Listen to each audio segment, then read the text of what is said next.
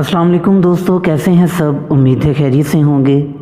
تو دوستو آج ہم بات کریں گے کہ پاکستان کی تاریخ میں پاکستانی کرنسی پر قائد اعظم محمد علی جناح کی تصویر پہلی مرتبہ کب اور کیوں شائع کی گئی، جس پر علماء اور عوام الناس نے کیا رد عمل دکھایا۔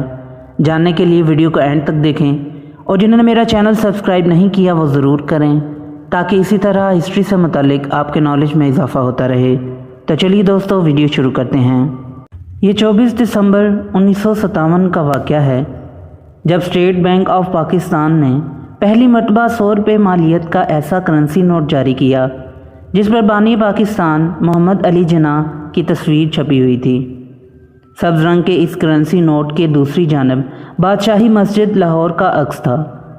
یہ کرنسی نوٹ بیک وقت کراچی، لاہور اور ڈھاکہ سے جاری ہوئے تھے۔ اس نوٹ پر اسٹیٹ بینک آف پاکستان کے اس وقت کے گورنر عبدالقادر کے دستخط تھے جو اردو زبان میں کیے گئے تھے۔ یہ پاکستان کے پہلے کرنسی نوٹ تھے جن پر کوئی انسانی تصویر شائع ہوئی تھی۔ محمد علی جناح کی تصویر والے اس کرنسی نوٹ کے جاری ہونے کے بعد علماء اور دیگر افراد کی جانب سے شدید رد عمل بھی دیکھنے میں آیا تھا۔ اس سلسلے کی پہلی خبر 30 دسمبر 1957 کے روزنامہ جنگ میں شائع ہوئی۔ صدر مرکزی جمعیت علماء پاکستان مولانا عبدالحامد نے اس پر شدید احتجاج کرتے ہوئے کہا کہ بانی پاکستان کی زندگی میں ڈاک کے ٹکٹ پر ان کی تصویر شائع کرنے کے معاملے پر مسئلہ پیدا ہوا تھا اور بانی پاکستان نے اس عمل کو ناپسند کیا تھا۔ ان کے مطابق بانی پاکستان نے اپنی زندگی میں یہی مناسب سمجھا تھا کہ ڈاک ٹکٹوں پر چاند تارے یا کسی مشہور پاکستانی عمارت کی تصویر دی جائے۔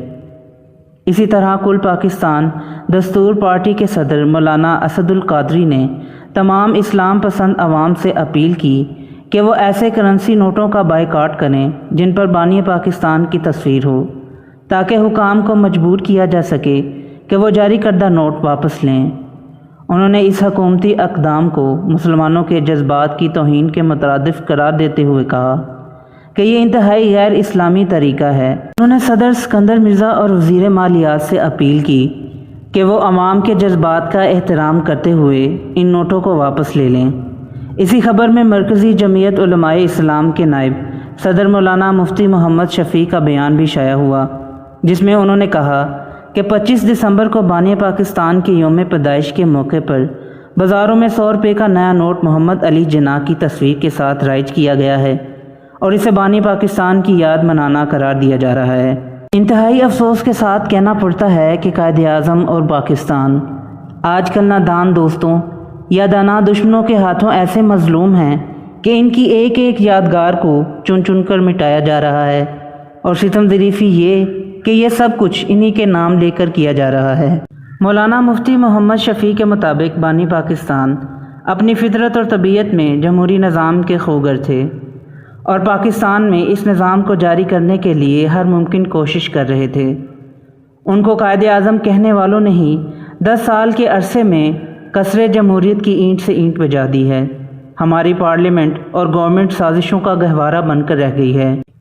اپنے بیان میں انہوں نے کہا کہ قائد اعظم کی نیکیوں میں ایک بڑی نیکی یہ بھی تھی کہ انہوں نے پاکستانی سکے پر اپنی یا کسی اور کی تصویر کو ثبت کرنا پسند نہیں کیا، بلکہ ان کے سامنے جب کسی نے یہ تجویز پیش کی تو انہوں نے اسے سختی سے رد کر دیا، جو ان کا نہایت حکیمانہ اور تعلیمات اسلام کے عین مطابق اقدام تھا اور دوسرے اسلامی ممالک کے لیے قابل تقلید عمل تھا۔